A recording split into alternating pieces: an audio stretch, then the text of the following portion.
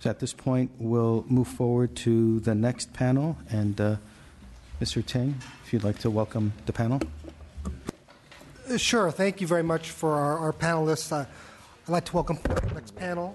Here to join us is Carol D'Elia from the Little Hoover Commission, Christine Baker from the Department of Industrial Relations, and Randy Silva and Randy Ferris from the BOE. Just want to remind everyone that if you could limit your testimony to 3 minutes per organization. As you can see, there's quite a few questions, so you'll be able to, I'm sure, comment on a wide variety of things. You don't have to just do it in your opening statement. Thank you.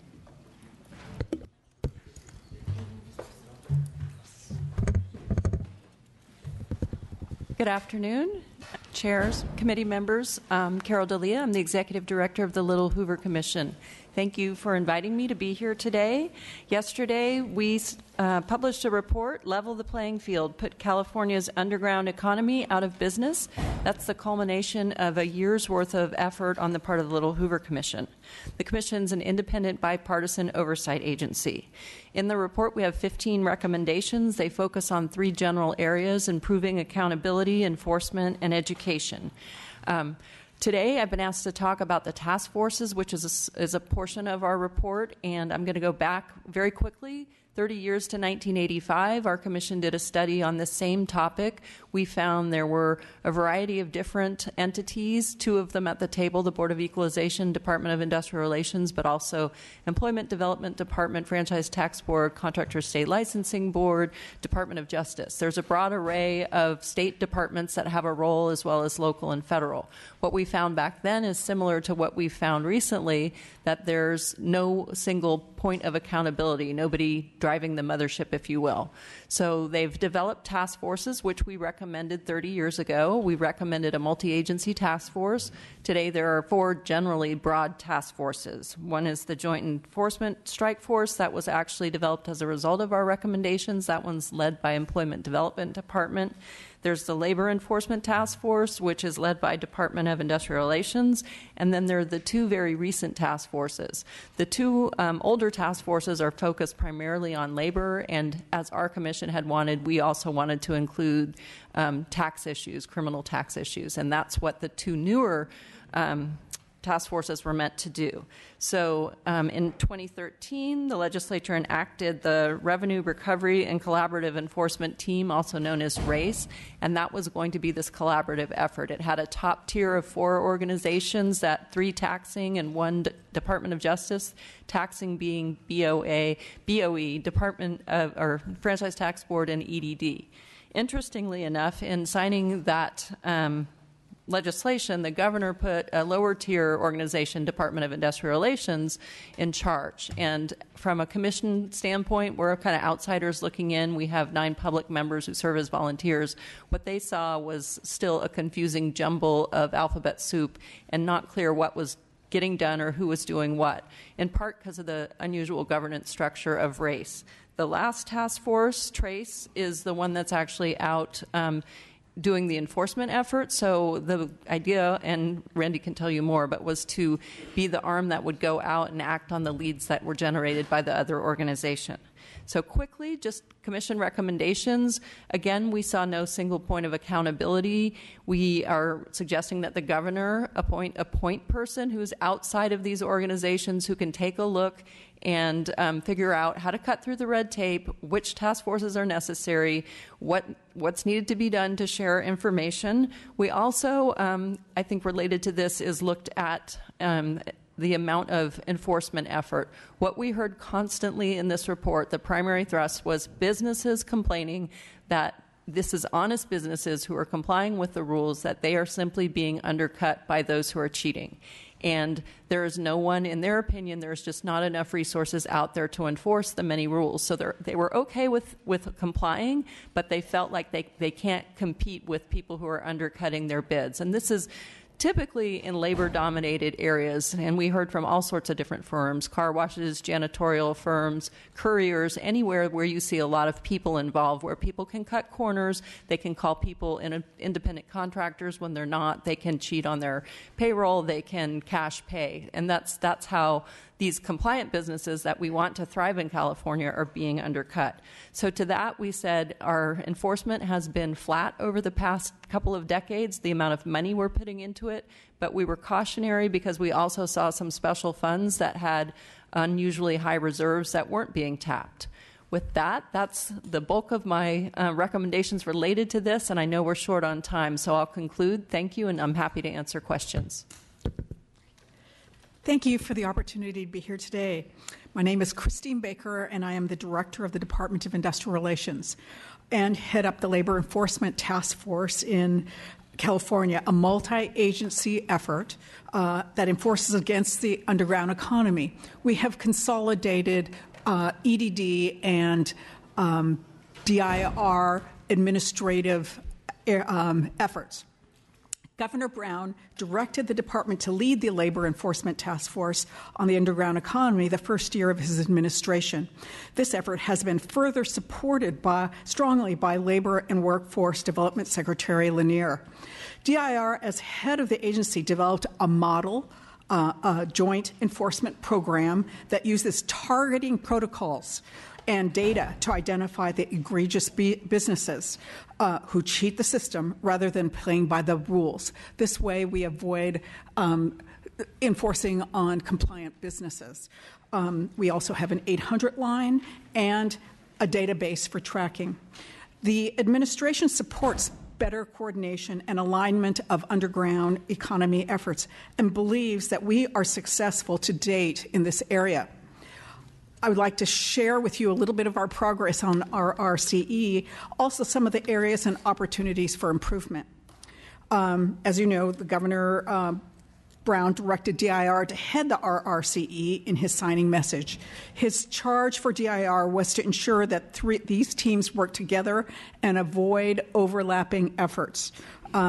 We have had several meetings, and we have developed a framework of governance because there are different data requirements, different confidentiality requirements, different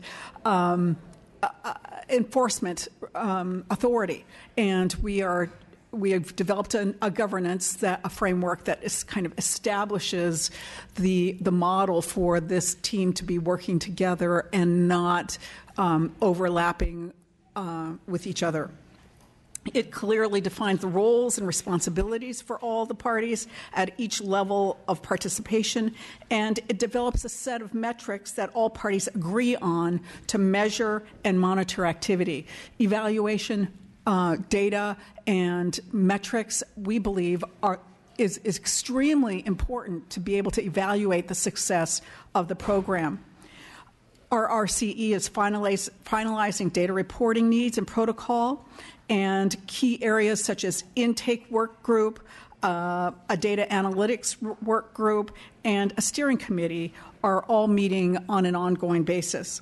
While the effort is limited to operating on existing funds, the benefits of joint enforcement will leverage administrative costs, areas of authority, and staff resources across participating agencies. Furthermore, coordinating inspections and data sharing as permitted by law will enhance response time, eliminate activity overlap, refine targeting, and enable performance monitoring for ongoing evaluation. The network of information and authority that RRCE combines across the state has the capacity to significantly thwart the underground economy. Evaluation of RRC effectiveness will be documented as per the request of the governor in the report to the legislature on or before December 1st, 2017. I am happy to answer any questions.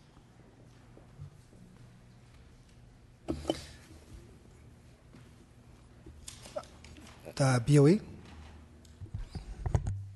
The only thing I would add is that Christine has a complex job that she was assigned in acting as a lead for combining all these underground economy task forces. The Board of Equalization actually is part of 8 different underground economy task forces. One is race. One is also with the U.S. Department of Justice. It's called Operation Pinch. I just want to give this as an example. In the last 6 years, that particular task force, which is what I call a working boots on the ground task force, which is similar to Trace, has shut down 22 businesses responsible for over $100 million in tax loss, tobacco tax loss. If those businesses were operating today, it would be over $250 million lost to the Family First and other programs that benefit from that money. The point I want to make is that we are working with DIR on a governance structure. We are working to collaborate more effectively within all the agencies and all the different task forces that we belong on. And I just commend Christine because I think she has a challenge before her, given the fact that she's not a tax agency. Mr. Gibson? Thank you very much. Let me just go on record to say that I support Trace, and I'll be very clear. I, in fact, worked for the State Board of Equalization, was Chief of Staff of the Chairman, and was there at its conceptual standpoint. I believe Trace is something that we need. We should have had it earlier.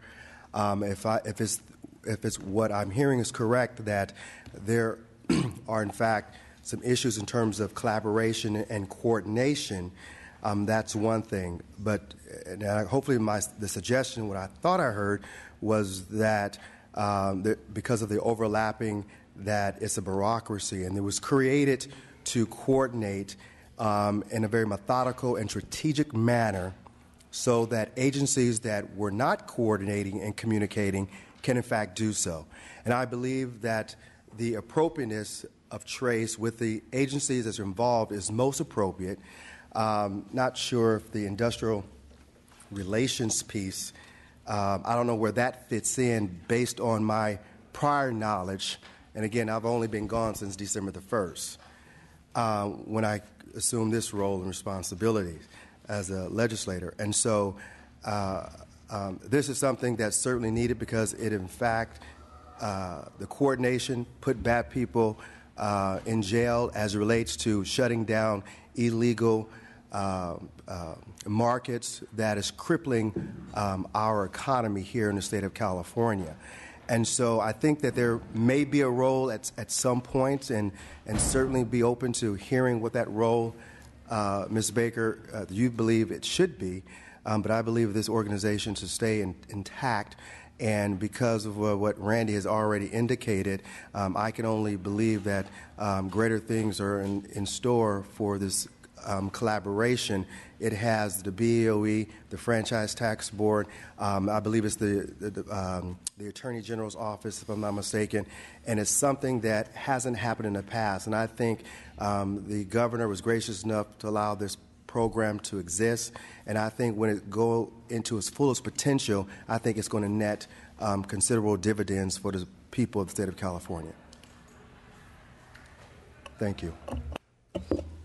Thank you, Mr. Gibson. Any comment or? Okay.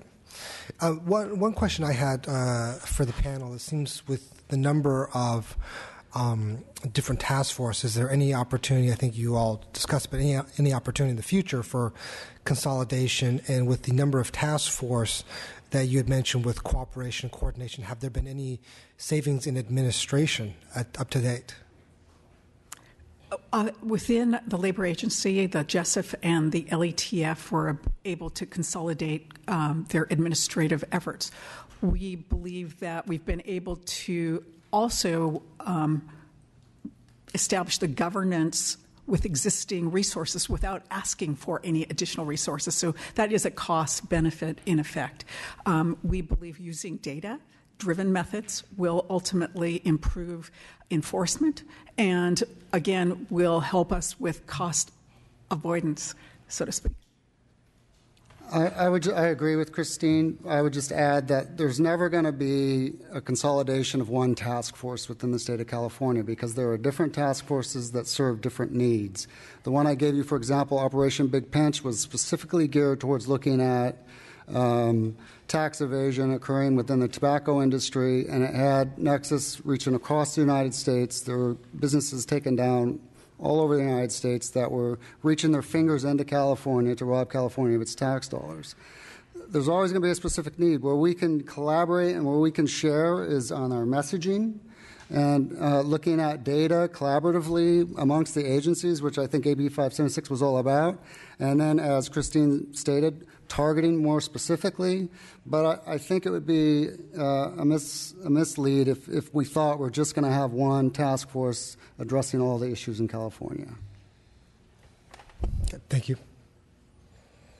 Any other questions for the panelists?